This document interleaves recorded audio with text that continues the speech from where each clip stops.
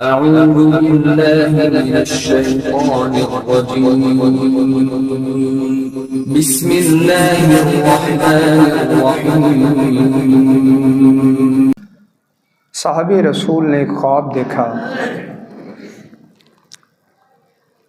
اللہ کے پیارے پیغمبر علیہ السلام کی خدمت عالیہ میں پیش ہوا اور فرمانے لگا، اللہ کے پیارے پیغمبر علیہ السلام، ایک ہی دن مسلمان ہونے والے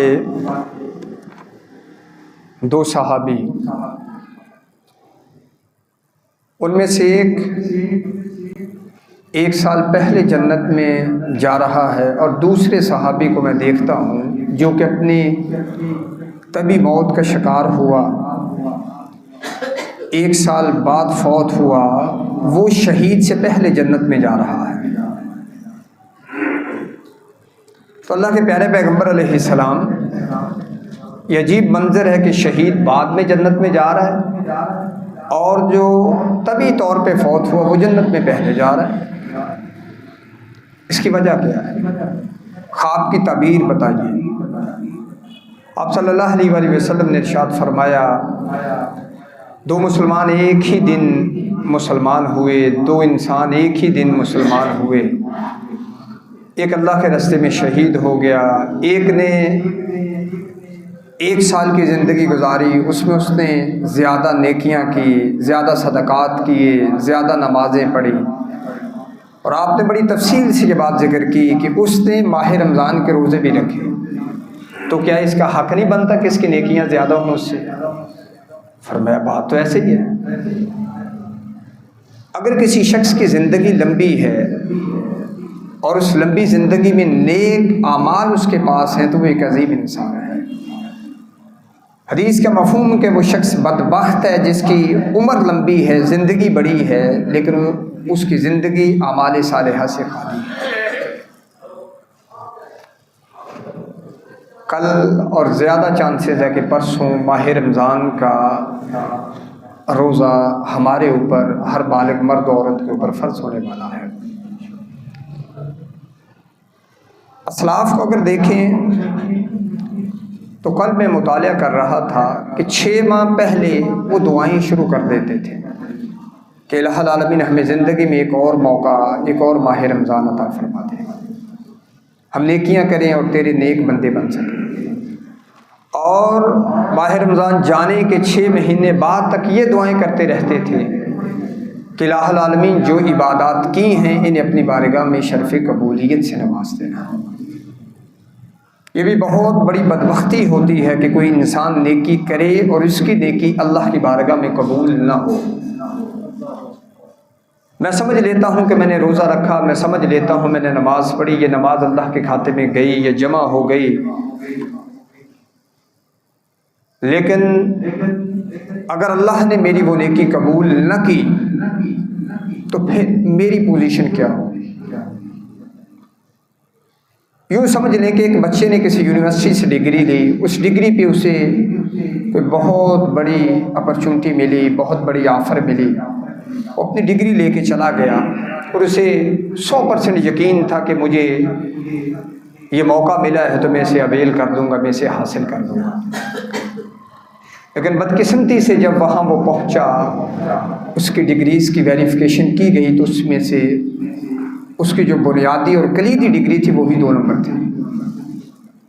بچے نے واقعتاً تعلیم حاصل کی، بچے نے واقعتاً فیسیں دی، بچے نے واقعتاً وہ نصاب، وہ کورس پڑھا، لیکن یونیورسٹی کے اگر آگے HEC کے ساتھ لنک نہیں تھا تو وہ ڈگری ویلڈ نہیں ہوگی۔ BI نے ہی کوئی بھی نیک عمل کرنے سے پہلے ہمیں اپنے آپ کو 3 چیزوں کا پابند کرنا چاہیے۔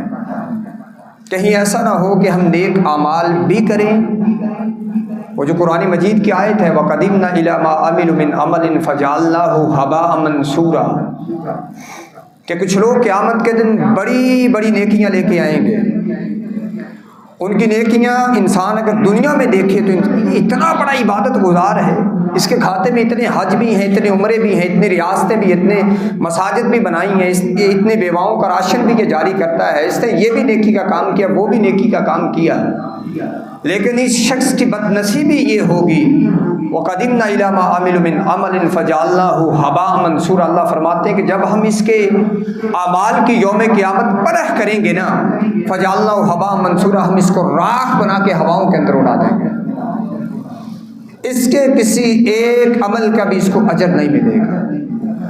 یہ بہت بنیادی اور کلیدی بات میں ابھی آپ کے سامنے ذکر کرنے والا۔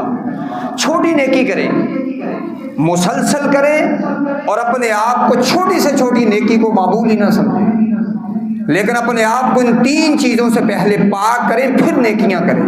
کہیں ایسا نہ ہو کہ ہم نیکیاں بھی کریں اور اللہ کی بارگاہ میں وہ قابل قبول بھی نہ ہو۔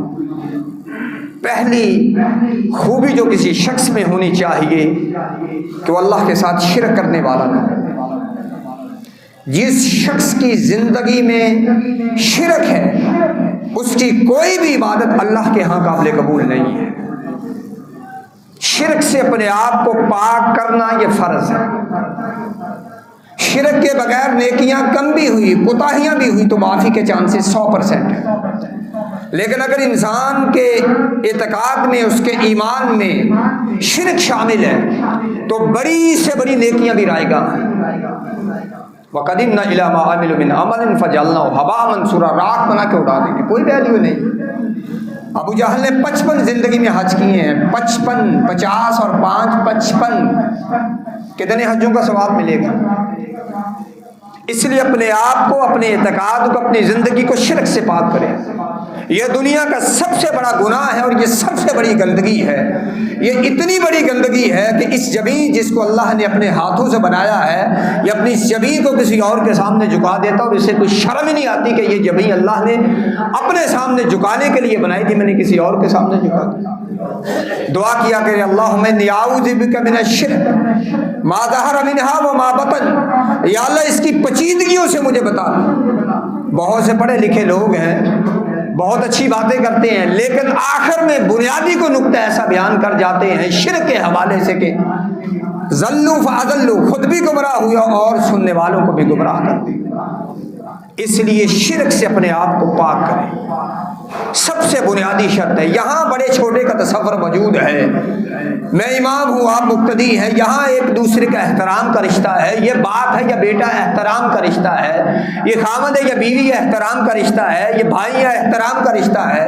ہم بعض اوقات منہ پھٹ بن کے بات نہیں کرتے لوگوں کے سامنے، ہمارے دل میں بہت سی ابال اٹھا ہوتا ہے، ہم پھر بھی اپنی زبانوں کو روک لیتے ہیں، لیکن وہ جو قیامت کا دن ہے اس دن ہم سب جب اللہ کے سامنے کھڑے ہوں گے تو وہ بادشاہوں کا بادشاہ، وہاں کسی کو جرت نہیں ہوگی کہ وہ غلط سٹیٹمنٹ اللہ کی بارگاہ میں پیش کرے۔ اس لیے ہم سب نے مالک یوم الدین اللہ کی بارگاہ میں کھڑے ہونا ہے، اور کیفیت یہ ہے، ابو العز الحنفی رحمہ اللہ نے عقیدۃ الطحاویہ میں ایک بات ذکر کی ہے، وہ فرماتے ہیں کہ جب بار الہ میں لوگ کھڑے ہوں گے، وہ اتنا لمبا دن ہوگا، اتنا بڑا دن ہوگا، یہ زندگی 60 سال کی زندگی اس دن کے مقابلے میں 3 گھنٹے کی زندگی ہے۔ اس 3 گھنٹے کی زندگی گزارنے کے بعد جب اتنے لمبے دن میں انسان کھڑا ہوگا اللہ کی بارگاہ میں، خسر خسر کرے گا، کانوں میں باتیں کرے گا، کانا پوزی کرے گا، کیا ہونے والا ہے، کیا ہو چکا ہے، اب کیا بنے گا، یہ اللہ کی ایک ہی آواز آئے گی، انصتو، زبانیں بند کرو، میں نے تم کو بہت سنا ہے، آج میں نے تم کو سنانا ہے۔ اس لیے ہم نے اللہ کی بارگاہ میں کھڑے ہونا۔ تصور یہ کیا کریں کہ آپ قاری صاحب سے نکل جائیں گے، آپ امام و خطیب سے نکل جائیں گے، آپ باپ کو جواب دے کے نکل جائیں گے، علیم بذات صدور کی ذات کے سامنے جب کھڑے ہونا ہے، وہ جو سینے میں اٹھنے والی دھڑکنوں کو جانتا ہے، جو ہمارے خیالات سے واقف ہے، جب اس کی بارگاہ میں کھڑے ہونا ہے تو پھر انسان کا صاف ہونا ضروری ہے۔ نظریں وہ جھکاتے ہیں جن کے کھاتے میں کوئی چول ہو، جنہیں اللہ نے پاک رکھا ہے، وہ نظریں اٹھا کے، وہ سر اٹھا کے چلتے ہیں۔ اس لیے اپنے آپ کو شرک کی غلاظت اور گندگی سے پاک کریں، وگرنہ ساری کی ساری لیکن غارت اور ضائع ہوگی۔ دوسرا بنیادی عمل جو ہے، اعمال سے پہلے میں ایک چھاننی لگائیں اپنے اندر، اعمال میں بعد میں ذکر کرنے والوں کے باہر رمضان میں کیا کرنا ہے، لیکن اپنے آپ کو سب سے پہلے شرک سے پاک کریں۔ جہاں پہ چھول ہے، جہاں پہ کمی ہے اس کی اصلاح کریں، نہیں سمجھ آتی علماء سے سیکھیں، فَاسْأَلُوا أَهْلَ الذِّكْرِ إِن كُنتُمْ لَا تَعْلَمُونَ، تمہیں مسئلہ سمجھ نہیں آتا اہل علم سے رہنمائی لے لیں۔ دوسرا کام جو انسان کے کھاتے میں ضروری ہے اور اس کے بغیر اعمال سارے کے سارے غارت ہو جاتے ہیں، شرک سے انسان پاک ہے، مومن ہے، موحد ہے، اور مومن کا مطلب 11 چیزوں پہ اعتقاد رکھنے والا بندہ ہو۔ ایمان مفصل ایمان مجمل کی صورت میں لوگوں نے اس کو بیان کیا، میں آپ کو سمجھانے کے لیے یہ بات ذکر کر رہا ہوں۔ 11 چیزوں پہ ایمان رکھنے والا بندہ مومن ہوتا ہے۔ مومن ہونے کے بعد اپنے آپ کو خالصتاً اللہ کی رضا کے لیے عبادت گزار بنائیں۔ کوئی بھی عمل کرنا ہے، چھوٹے سے چھوٹا عمل، وہ بھی اللہ کی رضا کے لیے ہو۔ جس عمل میں بھی دنیا کے کسی شخص کی، دنیا کے کسی جگہ کی، دنیا میں کسی بڑے چھوٹے کا احترام کو مد نظر رکھا گیا کہ میں اسے راضی کرنے کے لیے کر رہا ہوں، اس کو ریاکاری کہتے ہیں۔ یہ عمل بھی، ریاکار کے عمل بھی اللہ کی بارگاہ میں قبول نہیں ہے۔ آپ سلف صالحین کو پڑھیں، وہ قرآن مجید پڑھ رہے ہیں، کوئی شخص ان کے پاس آتا ہے، اس کے قدموں کی آہٹ کو سن کے قرآن مجید کو بند کرتے ہیں، اتنا ڈرتے ہیں کہ کہیں وہ کسی محلے میں جا کے، ہمارے رشتہ داروں میں، اہل و یال میں جا کے یہ نہ بتائے کہ آپ کا بچہ، آپ کا بھائی، آپ کا شوہر، آپ کا باپ ہمیشہ قرآن مجید پڑھنے والا ہے۔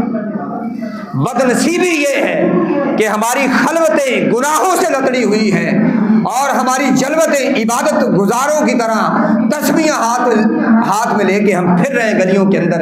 چاہیے تو یہ تھا کہ ہماری خلوتیں اللہ کے لیے ہوتی، ہماری تنہائیاں اللہ سے ڈرنے میں گزرتی، اور ہماری تنہائی میں پڑے ہوئے 2 نفل شاید کو 20 24 25 50 عمروں سے اور ریاضتوں سے، عبادتوں سے بہتر ہے۔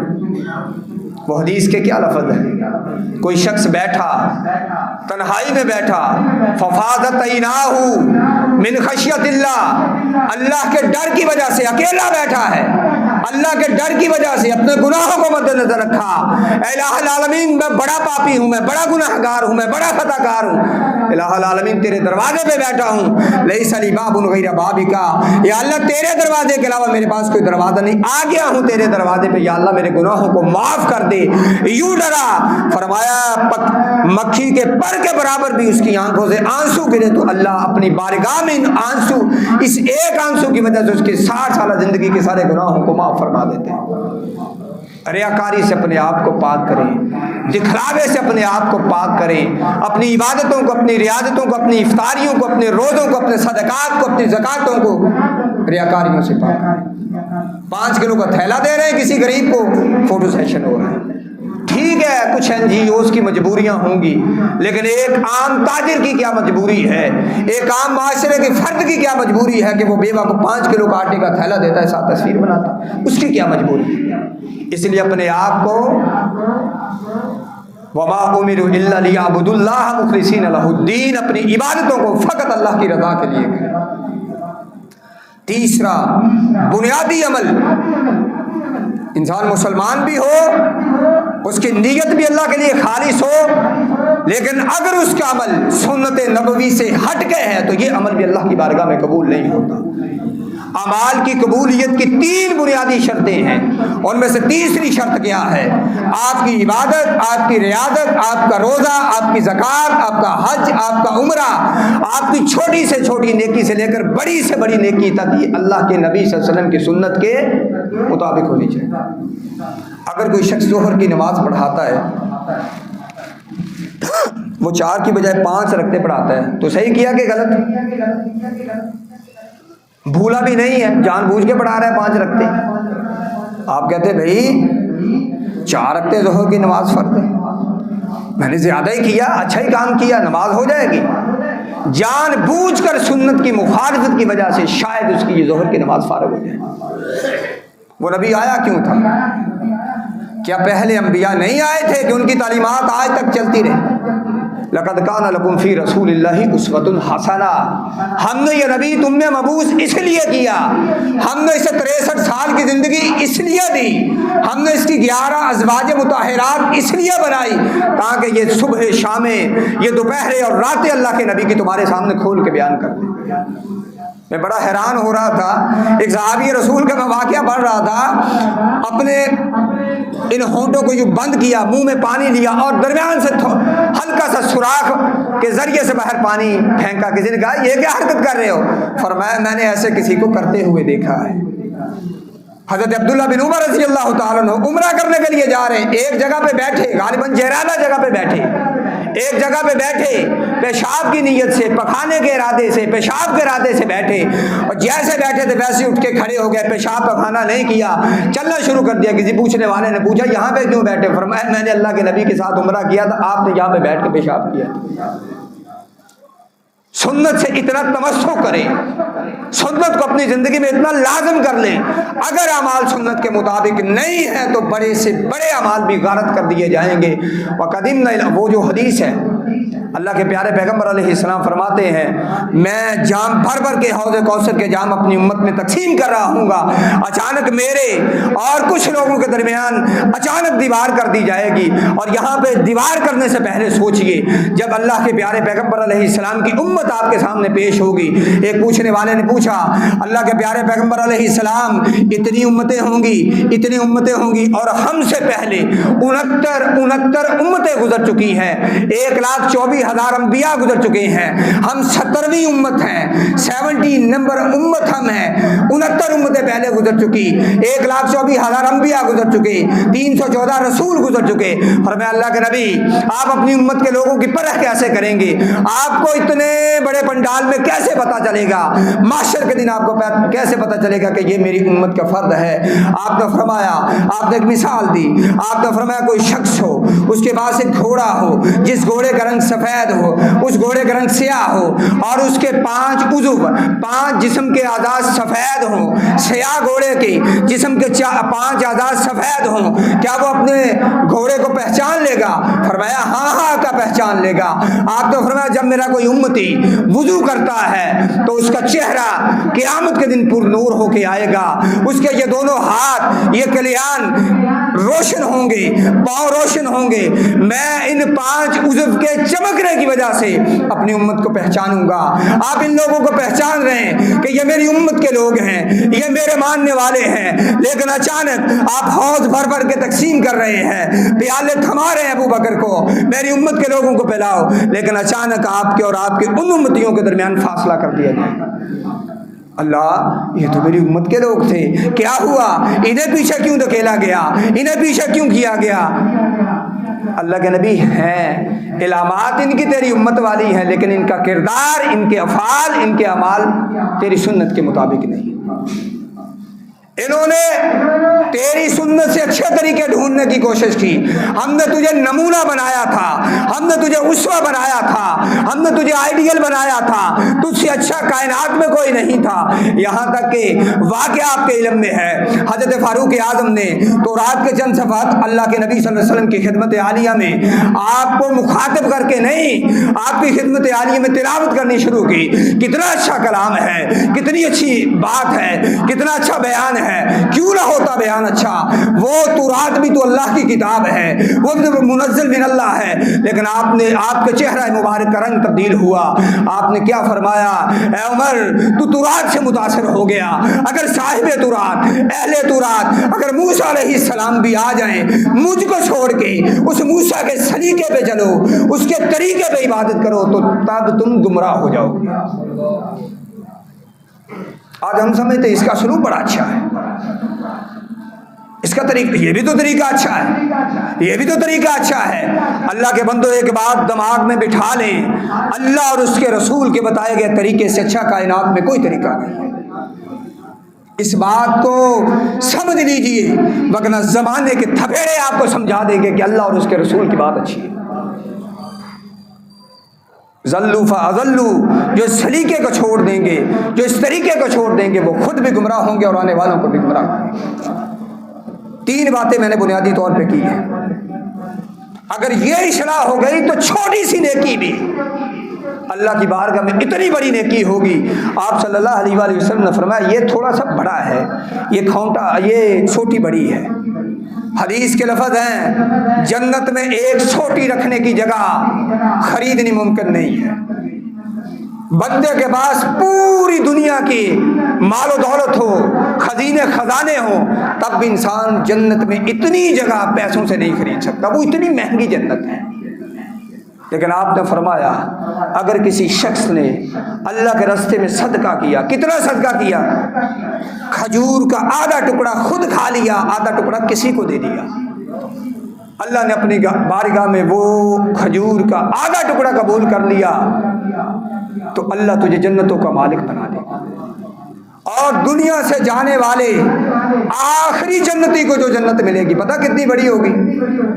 وہ جو بندہ اسے جہنم میں پھینکا، دیکھا یا اللہ گناہ گار تو ہوں، اتنا تو نہیں ہوں، چل وہ تھوڑا سا سائے میں بٹھا دے۔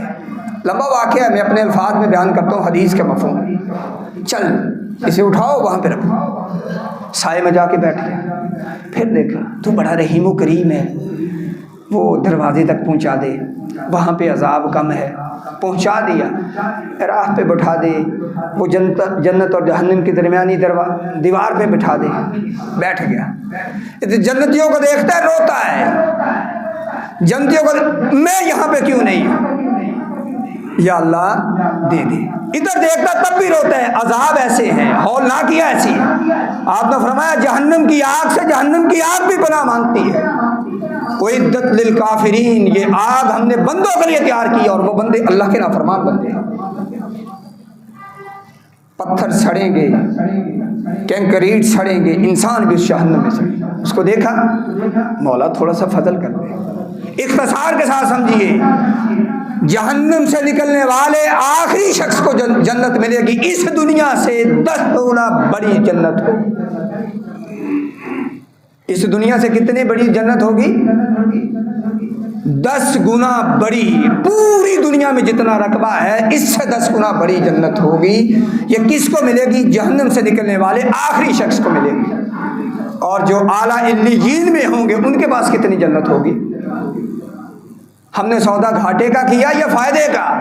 ہم نے دنیا کو اپنی ترجیح میں رکھا، ہم نے اللہ کو چھوڑا، اس کے رسول کو چھوڑا، ان تعلیمات کو چھوڑا، اپنی افراتفری میں ایسے پھنسے، ہم نے کہا اچھا دیکھا جائے گا، اچھا کر لیں گے، اچھا یہ ہو جائے گا۔ وہ اس دور کی بات ہے جب عرب صحراؤں میں زندگی بسر کرتے تھے۔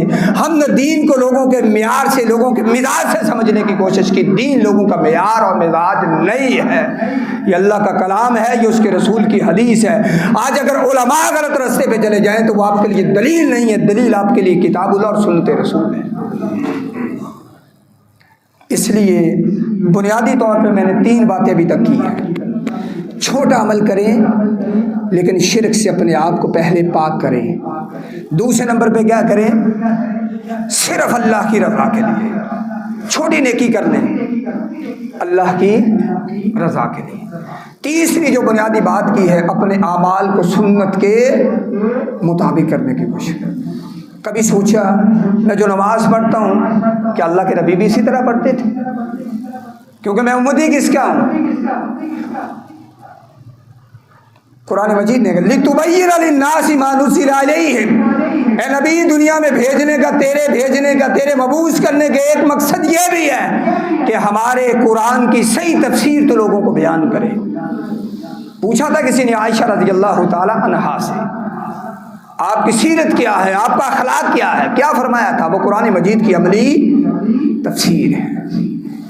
آپ کی زندگی قرآن کی تفسیر ہے، آپ کی صبح، آپ کی شامیں اور آپ کی زندگی کا ہر پہلو، ہر صفت اور زندگی کا ہر مرحلہ وہ میرے اور آپ کے لیے سنت ہے۔ اور یہ بھی بات سمجھ لیں، ہم سنت سے دور کیوں ہیں؟ کیوں دور ہیں؟ کبھی غور کیا؟ دل تو کرتا ہے مجھے ایسا محب کوئی نہیں ہے، مجھے ایسا اللہ کے نبی صلی اللہ علیہ وسلم کا وفادار کوئی نہیں ہے۔ کبھی غور کیا ہم سنت سے دور کیوں ہیں؟ ایک بنیادی بات سمجھ لیں، سنت سے اس لیے دور ہیں ہم نے سیرت کو پڑھا نہیں ہے، ہم نے سیرت کو پڑھا نہیں ہے۔ سیرت کو پڑھ لیتے ہمیں پتہ ہوتا کہ آپ کا رویہ اس طرح کا تھا، آپ کا الیک سلیک اس طرح کا تھا، آپ لوگوں سے ملاؤ برتاؤ آپ کا ایسا تھا، آپ کا لوگوں سے طریقہ یہ تھا، آپ کی اٹھن بیٹھن اس طرح کی تھی، آپ کا کھانا اس طرح کا تھا، آپ کھلاتے اس طرح کا تھے، آپ مہمان کی مہمان نوازی کرتے اس طرح۔ ہم نے سیرت ہی نہیں پڑھی۔ یہاں پہ ایک بات جو میں آخر میں کرنا چاہتا تھا، ابھی سمجھ لیں، کوشش کریں یہاں پہ قرآن مجید کی تلاوت کریں، اس تلاوت کو با ترجمہ کرنے کی کوشش کریں، ترجمے کے ساتھ قرآن مجید پڑھنے کی کوشش کریں، ترجمے کے ساتھ قرآن مجید کو پڑھنے کی کوشش کریں۔ 10 قرآن مجید مکمل کرنے سے بہتر ہے 10 سپارے پڑھ لیں لیکن ترجمے سے پڑھ لیں۔ روٹین بنا لیں، 2 آیتیں پڑھنی ہے، 5 آیتیں پڑھنی ہے، 10 پڑھنی ہے، گھر میں بیٹھ کے پڑھ لیں۔ اور حضرت علامہ مولانا گوگل صاحب سے بچنے کی کوشش کریں۔ قرآن کو مفسرین کی نظر میں پڑھیں، مختلف تفسیریں لے لیں، جس نقطہ نظر سے آپ متفق ہیں اس کے مطابق پڑھ لیں، لیکن قرآن مجید کو تفسیر کے ساتھ پڑھنے کی کوشش کریں۔ یہ ٹک ٹاک سے دین سیکھنے کی کوشش نہ کریں، یوٹیوب سے دین سیکھنے کی کوشش نہ کریں، یہاں سے تجارت سیکھیں، یہاں سے فنون سیکھیں، یہاں سے دنیا کے اور علم سیکھیں، لیکن قرآن کو قرآن والوں سے سیکھنے کی کوشش کریں، حدیث کو حدیث والوں سے سیکھنے کی کوشش کریں برائے مہربانی۔ اور اس کے ساتھ ساتھ جیسے قرآن مجید کی تلاوت کا وقت رکھتے ہیں، اس کے ساتھ چھوٹی سی کوئی کتاب لے لیں، سیرت کی تجلیات نبوت لے لیں، مہر نبوت لے لیں، 30-50 روپے کی مل جائے گی، سیرت کی چھوٹی سی کتاب لے لیں، اسے پڑھنا شروع کریں، چھوٹی سی کتاب لے لیں، یا ایک نبی صلی اللہ علیہ وسلم کے نبی کریم صلی اللہ علیہ وسلم کے شب و روز پڑھ لیں، چھوٹی سی کتاب ہے 60-70 صفحے کی، وہ لے لیں۔ آپ اپنے آپ سے عہد کریں کہ جیسے قرآن کو پڑھنا ہے ہم نے سیرت طیبہ کو بھی اس طرح پڑھنا ہے، پھر محبت پیدا ہوگی، پھر شکر پیدا ہوگا، پھر قناعت پیدا ہوگی۔ درس بھی قناعت میں میں نے بھی دے لیے، شکر پہ بھی دے لیے، آپ نے سن بھی لیے، آتا نہیں ہے، کیوں نہیں آتا؟ سنت کے ساتھ مطابقت نہیں ہے، سنت کے ساتھ مطابقت نہیں ہے، مطابقت اس معاشرے کے ساتھ ہے، مطابقت اس مزاج کے ساتھ ہے، مطابقت اس سماج کے ساتھ ہے، اور وہ ہم نہیں کر پا رہے۔ اس لیے قرآن مجید کو با ترجمہ پڑھنے کی کوشش کریں اور ساتھ ساتھ سیرت کو شامل کریں۔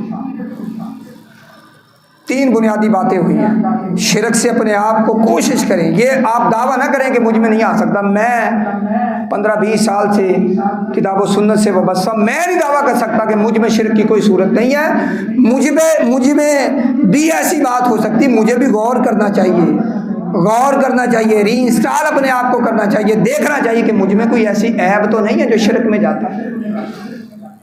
آپ اپنے آپ کو ٹٹولے، میں اپنے آپ کو ٹٹولتا ہوں۔ دوسری بات، اپنی نیتوں کو خالص کریں، جو بھی عمل کرنا ہے فقط اللہ کی رضا کے لیے، کیونکہ اجر کس نے دینا ہے؟ اس نے اجر دینا ہے۔ روزہ رکھا ہے، افطاری کا اسٹیٹس لگا دیا، افطاری کے لیے کس کو 1 کلو کھجوریں لے دی ہیں، اسٹیٹس لگا دیا کہ آج فلاں بیوہ کو کھجوریں دی گئی ہیں، آج امام صاحب کو کھجوریں لے کے دی ہیں کلو، جی کیا ضرورت ہے؟ لوگوں نے اسٹیٹس، دیکھنے والوں نے اجر دینا ہے، اس سے اپنے آپ کو بچائیں۔ تیسری بات، اپنے اعمال کو سنت طیبہ کے مطابق کریں۔ حل اتاک حدیث الغاشیہ وجوہ یومئذ خاشیہ عاملۃ ناصبہ تصلی نارا حامیہ، ان 4 آیتوں پہ غور کریں۔ حل اتاک حدیث الغاشیہ، آپ کے پاس قیامت کا ذکر پہنچا کہ نہیں پہنچا؟ وہ ڈھانپ لے گی، کائنات کا کوئی ذرہ بھی قیامت کی ہولناکی سے بچ نہیں سکے گا، ڈھانپ لے گی سب کو۔ حل اتاک حدیث الغاشیہ وجوہ یومئذ خاشیہ، چہرے الجھے ہوئے۔ اور قرآن مجید نے سورہ حج کی پہلی ابتدائی آیات میں کیا ذکر کیا؟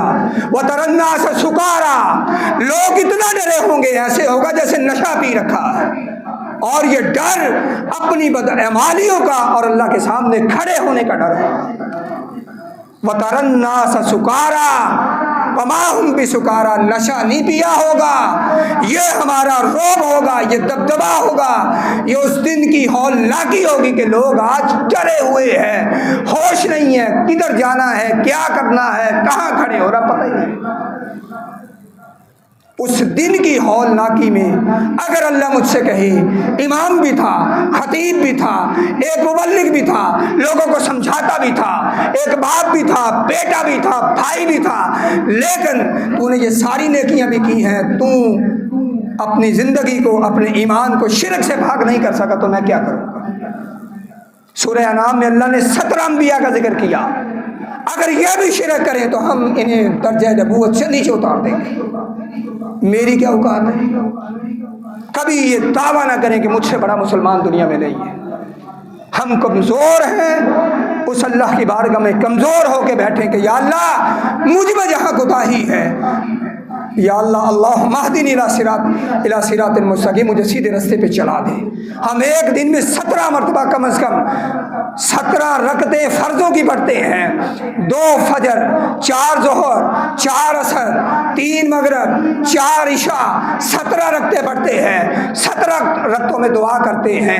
رمضان میں یہ بھی وعدہ کریں کہ ہم دعا کریں گے اہدنا الصراط المستقیم. یا اللہ پگڈنڈیاں بڑی ہیں، رستے بڑے ہیں، چراہے سراہے بڑے ہیں، اس کی پگڑی بڑی، اس کی داڑھی بڑی، اس کا قبلہ بڑا، اس کا امام بڑا. یا اللہ اہدنا الصراط المستقیم، تو ہدایت دینے والا ہے، تو ہدایت دینے والا، میرے مولا مجھے سیدھے راستے پہ چلا دے. جب بھی نماز میں کھڑے ہوں اہدنا الصراط المستقیم صراط الذین انعمت علیہم. یا اللہ ایسا رستہ دکھا، تیرے انبیاء کا رستہ، شہداء کا رستہ، صدیقین کا رستہ، صالحین کا رستہ، ایسا رستہ، ایسی پگڈنڈی، ایسے رستے پہ لگا یا اللہ جو جنت کی طرف لے کے جانے والا ہو. غیر المغضوب علیہم ولا الضالین، تیرے دشمنوں کا رستہ نہ ہو، تیرے مخالفوں کا رستہ نہ ہو، کہیں شیطان نے ورگلاہٹ پہ لا کے مجھے اس رستے پہ نہ چلا دیا.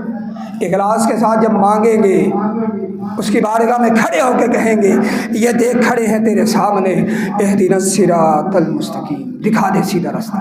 انشاءاللہ وہ سیدھے راستے کی طرف رہنمائی کرے. نماز کا اگر ممکن ہے نا، اور ممکن ہے، ترجمہ سیکھ لیں. نماز میں خشیت، خشوع، خضوع آ جائے گا، نماز کی لذت آئے گی. بہت کچھ سیکھا. میں دیکھ رہا تھا ایک بندہ ہے تقریباً 65-70 سال کا، وہ کہہ رہا تھا میں جدید اکنامکس ای کامرس اپنے بیٹے سے سیکھ رہا ہوں. 65 سال کا شخص دنیا کے جدید تقاضے سیکھنے کی کوشش کرتا ہے. میں جو 65 سال سے نماز پڑھ رہا ہوں میں نے اس کے ترجمے کو سیکھنے کی کوشش نہیں کی. وہ جو سجدہ فَقَامِنٌ أَن يُسْتَجَابَ لَهُ الدُّعَاء، آپ تو فرمایا قریب ہے، قریب ہے. یقینی بات ہے کہ سجدے میں کی گئی دعا اللہ اپنی بارگاہ میں قبول کرتے. مجھے سجدے میں آج تک دعا نہیں کرنی آئی، یہ میں نے سیکھنے کی کوشش کی. اپنے آپ کو شرک سے بچائیں، اخلاص پیدا کریں. اور تیسری بات، اپنے اعمال کو سنت نبویہ کے ساتھ اٹیچ کریں. چھوٹا عمل کر لیں، چھوٹا عمل کر لیں لیکن ہو سنت کے مطابق. بہت بڑے بڑے اعمال ہیں. یہ جو سورہ غاشیہ کی میں نے آیات پڑھی، عاملۃ ناصبہ، عبادتیں کر کر کے پیشانیاں ماتھے تھک چکے، تصلیٰ نارا حامیہ، ہم جہنم میں پھینک دیں گے. حل اتاک حدیث الغاشیہ وجوہ یومئذ خاشیہ عاملۃ ناصبہ، یہ پیشانیاں عمل کر کر کے تھک چکی ہیں لیکن تصلیٰ نارا حامیہ، ہم ایسے عبادت گزاروں کو اٹھائیں گے جہنم میں پھینک دیں گے. یہ کون کہتا ہے؟ یہ قرآن مجید کی آیت ہے نا. جائیں اس کی تفسیر پڑھیں، جس نقطہ نظر سے، جس فقہی نقطہ نظر سے آپ متفق ہیں اس کی تفسیر پڑھ لیں، لیکن کتاب و سنت سے وابستہ کریں اپنے آپ. منٹ 3 ہے، میں 3 منٹ میں 2-3 باتیں کروں گا انشاءاللہ. امید ہے زیادہ وقت نہیں لوں گا. 5 منٹ اگر ہو گئے تو معافی ہے، وگرنہ جمعہ انشاءاللہ 20 تک ہم شروع کر دیں گے اس کی جماعت. قرآن مجید کی تلاوت کریں. ایک حرف کا اجر کتنا ہے؟ کم از کم 10 نیکی. ایک صفحے میں کتنے الفاظ آتے ہیں، کتنی نیکیاں بنیں گی. اپنی روٹین بنائیں. آپ صلی اللہ علیہ وسلم کی روٹین مبارک یہ تھی، اب ماہ رمضان میں جبریل امین کے ساتھ قرآن مجید کا دور کرتے تھے، یعنی ان کو سناتے تھے قرآن مجید. کم از کم اس لیے علماء نے لکھا ہے کہ کم از کم ایک قرآن مجید بندے کو مکمل کرنا چاہیے. آپ ترجمے کے لیے الگ وقت رکھ لیں، آدھا گھنٹہ ترجمے کے ساتھ میں نے قرآن مجید پڑھنا ہے، آدھا گھنٹہ میں نے ویسے تو پڑھنا ہے، تو 20 سے 22 منٹ میں عام بندہ قرآن مجید پڑھ لیتا ہے. یعنی 50 سے 60 منٹ رکھیں، 25-30 منٹ ترجمے کے ساتھ پڑھنا ہے اور 25-30 منٹ میں نے قرآن مجید کی جنرل تلاوت کرنی. قرآن مجید بھی مکمل ہو جائے گا, وہ ایک آدھ پارہ آپ کا ترجمے کے ساتھ بھی ہو جائے گا. آپ نے فرمایا ان للہ اہلین من الناس, اللہ کے کچھ خاص بندے ہیں دنیا میں. صحابہ نے پوچھا اللہ کے خاص بندے کون ہیں؟ آپ نے فرمایا ہم اہل القرآن و خاصۃ, قرآن پڑھنے پڑھانے والے دنیا میں اللہ کے خاص بندے ہیں. اپنے آپ کو اللہ کے خاص بندے, خاص نمائندے بنائیں, قرآن مجید سے جڑ جائیں, وابستہ ہو جائیں. اللہ کے نبی بھی دعا کیا کرتے تھے, سلف صالحین سے دعا ہے, دعا کریں اللہم اجعل القرآن ربیع قلبی, یا اللہ میرے دل کی ٹھنڈک قرآن کو بنا دے. وجلا ہمی, پریشانیاں بڑی ہیں, الجھنیں بڑی ہیں, ازمائشیں بڑی ہیں, کاروبار میں رکاوٹیں ہیں, ملازمت میں مسائل ہیں, رزق کے مسائل ہیں, اولاد کے مسائل ہیں, الجھاؤ بڑے ہیں. جلا ہمی, اس قرآن کو ایسا میٹھا بنا دے, پڑھوں میری یہ ساری پریشانیاں دور ہو جائیں. ایسا تعلق پیدا کریں. اگلا عمل, روزہ ہم نے رکھنا ہے, کوشش کریں سنت طیبہ کے مطابق اپنی نیتوں کو خالص کر کے روزہ رکھیں, اور اپنے آپ کو غیبت سے, چغلی سے, جھوٹ سے بچانے کی کوشش کریں. عظیم عمل ہے. الصوم لی و انا اجزی بہ, روزہ میرے لیے اور اس کی جزا صرف میں اللہ دوں گا. فرشتے نہیں لکھیں گے کہ سعید نے روزہ رکھا ہے اسے 50 نیکیاں دے دو, 5000, نہیں, یہ میرے لیے عمل ہے, مجھے اس کی نیت کا پتہ ہے. اپنی نیتوں کو صاف رکھیں, جب تک روزہ ہے صاف رکھیں تاکہ اجر میں زیادتی ممکن ہو جائے. ایک اور عمل جس کی وجہ سے اللہ رب العزت انسانوں پہ راضی ہوتے ہیں, وہ ہے نماز تراویح کا اہتمام. قیام اللیل کر لیں اگر کر سکتے ہیں, آپ کی روٹین ہے تہجد پڑھنے کی تو وہ پڑھ لیں. اگر وہ روٹین نہیں ہے تو پھر مسجدوں کے اندر جو اہتمام ہوتا ہے اس اہتمام کا حصہ بنے. وہ جو سوشل میڈیا کی لڑائیاں ہیں نا, ان کو پڑھی رہنے دے وہاں پہ. وہ جو 3 دن پڑھنا, یہ ہے وہ ہے, یہ تو صحابت ہی نہیں, یہ تو چھوڑ دیں, 1 مہینے کے لیے چھوڑ دیں, بعد میں کر لینا بحث. فائدہ کیا ہوگا؟ اللہ کے نبی صلی اللہ علیہ وسلم تہجد گزار نہیں تھے, صحابہ کرام تہجد گزار نہیں تھے. جو کہتا ہے کہ یہ مسنون ہی نہیں ہے, اس سے کہو وہ تہجد تو پڑھتے تھے. اور علماء سے سیکھیے, نماز عشاء سے لے کر اذان فجر سے پہلے تک کوئی بھی نفل انسان پڑھ لیتا وہ تہجد ہی ہوتی ہے. اس کو قیام اللیل بھی کہہ دیتے ہیں, نماز تراویح بھی کہہ دیتے ہیں, اس کو صلاۃ الوتر بھی کہہ دیتے ہیں. جتنا ممکن ہے اس کے قریب جائیں. حدیث مبارکہ اللہ کے پیارے پیغمبر علیہ السلام فرماتے ہیں جو اس مہینے میں اس تہجد کا اہتمام کر لیتا ہے, اللہ اسے گناہوں سے مکمل طور پہ معاف فرما دیتے ہیں. بلکہ ایک حدیث کے لفظ ہیں وہ گناہوں سے یوں پاک ہو جاتا ہے جس طرح اس کی ماں نے اس کو آج جنم دیا ہے. کیا مزے کی بات ہے, 70 سال کا بندہ ہے اور گناہوں سے یوں پاک ہو گیا جس طرح کہ آج پیدا ہوا ہے. کتنی مزے کی بات ہے. قرآن سے, روزے سے, تلاوت سے اس لیے بھی اجر اپنا وابستہ کریں کہ قیامت کے دن نا وہ کہتا میرا فلاں سفارشی ہوگا, میرا فلاں سفارشی ہوگا, لیکن کچھ وہ بھی ہوں گے. ہم نہیں کہتے کہ وہ نہیں ہوں گے, وہ جانے ان کا رب جانے اور وہ بندے جانے. وہ جو کہتے ہیں ہمارا تو فلاں سفارش, لگے رہنے دیں. سمجھ آتی ہے تو ٹھیک, نہیں آتی تو آپ سیدھے رستے پہ آئیں. آپ نے فرمایا قرآن اور رمضان یہ اللہ کی بارگاہ میں جائیں گے, یا اللہ بندہ ماڑا ہے, ہلکا بندہ ہے, ماڑا بندہ, رات کو سوتا نہیں تھا, میری تلاوت کرتا تھا نماز میں کھڑے ہو کے, یا اللہ اس کو چھوڑ دے. فیشفعانی, کچھ سفارشی ہوتے ہیں, بندہ کہنا تیرا احترام آتی جگہ تو تیری گال نہیں من رہی بھائی, ایک عمل نہیں ہو سکتا. لیکن حدیث کے لفظ ہے فیشفعانی, اللہ روزے کی سفارش کو, اللہ تلاوت کی سفارش کو قبول کرے گا اور اس عمل کی وجہ سے بندے کو معاف کر دے گا. اسی طرح روزہ سفارشی بن کے کھڑے اللہ کی بارگاہ میں, یا اللہ لوگ کھاتے تھے, پیتے تھے, فلاں کرتے تھے, لیکن یہ احترام کرتا تھا, مجھے رکھتا تھا, یا اللہ میں کھڑا ہوں تیری بارگاہ. فیشفعانی, روزے کی سفارش کو بھی اللہ قبول فرما لے گا. اور اگر اللہ نہ کرے کسی بیماری کی وجہ سے, کسی اور جسمانی عارضے کی وجہ سے آپ روزہ نہیں رکھ پا رہے, اس کا فدیہ دے دیں. لیکن اس کے ساتھ ساتھ یہ نہ کریں کہ فدیہ دینے کے بعد لوگوں کے سامنے بیٹھ کے کھانا شروع کر دیتے ہیں. یہ آپ روزے کا جو خیال نہیں کر رہے، اس کی بے حرمتی کریں، اس سے بھی اپنے آپ کو بچیں۔ کوئی پوچھے بھائی تو بازار میں بیٹھ کے کھا رہا ہے، دکان میں نے فدیہ دیا ہے بس، یہ کیا رویہ ہے؟ روزے داروں کے سامنے یہ رویہ، اس سے چھوٹی جان چھڑائیں۔ حدیث سے وقت ہو چکا ہے، تفصیل موجود ہے۔ آپ نے اپنا خواب بیان کیا اور آخر میں جا کے آپ نے فرمایا کہ مجھے بتایا گیا، میں نے جہنم میں کچھ لوگوں کو الٹے لٹکے ہوئے دیکھا، ان کی باچھوں کو پھاڑا گیا تھا، ان کی چیخ و پکار نے مجھ کو متاثر کیا۔ میں نے جبریل امین سے پوچھا، جبریل یہ کون، کن لوگوں کی آواز ہے؟ فرمایا آئیے آپ کو دکھاتے ہیں یہ لوگ۔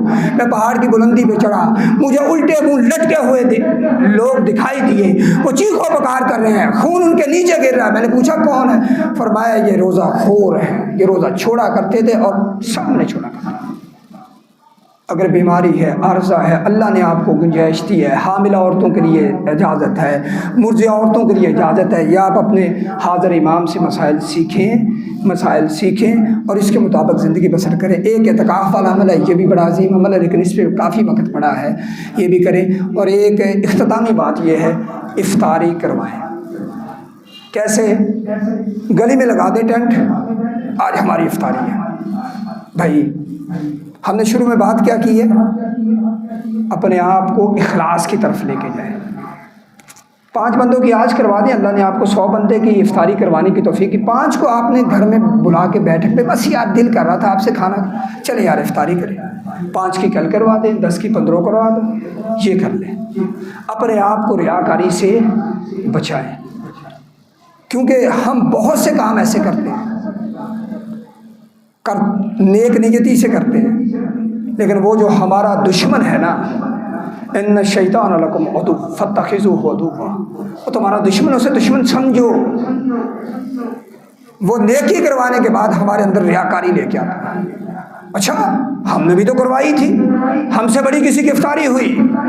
کسی کی بھی نہیں ہوئی۔ ہم نے یہ پکایا تھا، اس نے یہ بھی نہیں پکایا۔ او بھائی یہ کیا ہے؟ اپنے آپ کو ریاکاری سے بچائیں۔ پوری گفتگو کا خلاصہ یہ ہے، بڑے اچھے دن آنے والے ہیں، اللہ ہم کو نصیب فرمائے، اللہ ہمیں اس کی عبادتیں اور ریاستیں کرنے کی توفیق عطا فرمائے، ہمیں اللہ شرک سے محفوظ رکھے، اللہ ہمیں ریاکاری سے بچا دے، میرے مولا ہمارے اعمال کو سنت طیبہ کے ساتھ مطابقت نصیب فرما دے، اور اللہ کی اپنے حبیب سے یہ محبت ہے۔ دیکھیں نا بندہ کہتا ہو جی سنت کے ساتھ کیوں پابند کیا؟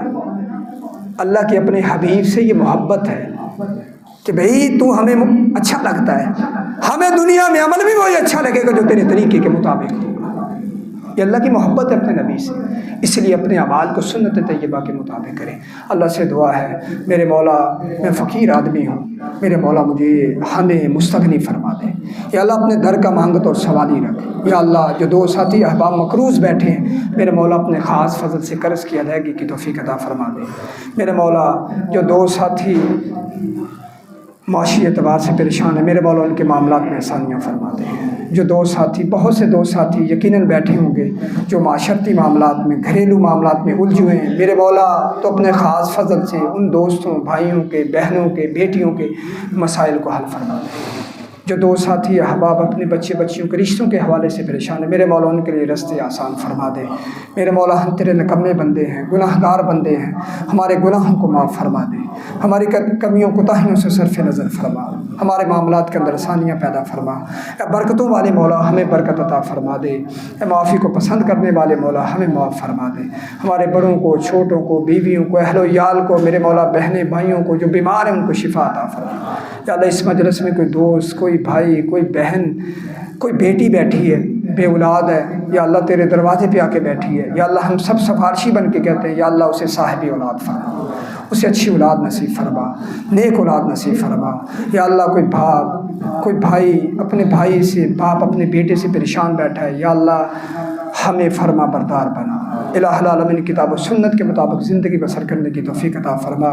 یا اللہ آنے والے دنوں میں نیکیاں کرنے کی توفیق عطا فرما۔ یا حی یا قیوم برحمتک نستغیث، اللہم صلی وسلم وبارک علی محمد وآلہ وصحبہ وسلم۔ یا حی یا قیوم برحمتک نستغیث، سبحان ربک رب العزت عما یصفون وسلام علی المرسلین والحمد للہ رب العالمین۔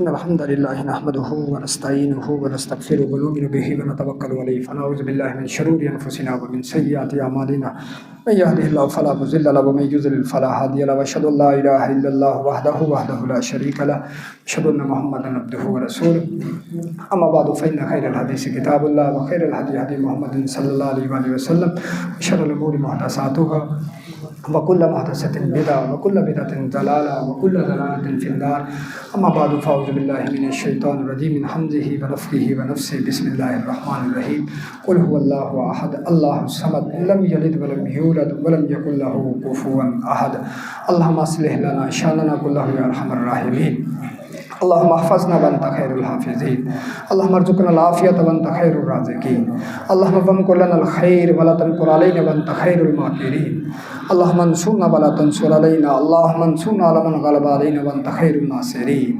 اللهم بارك في مدنا وسعينا واهلنا وازواجنا يا ذا الجلال والإكرام اللهم إنا نشكو إليك ضعف قوتنا وقلة حيلتنا وأنت غني عن العالمين إنما أشكو بثي وحزني إلى الله ربنا آتنا في الدنيا حسنة وفي الآخرة حسنة وقنا عذاب النار اللهم صل على محمد وعلى آل محمد وبارك على محمد وعلى آل محمد كما صليت وباركت على إبراهيم وعلى آل إبراهيم إنك حميد مجيد سبحان ربك رب العزة عما يصفون وسلام على المرسلين والحمد لله رب العالمين.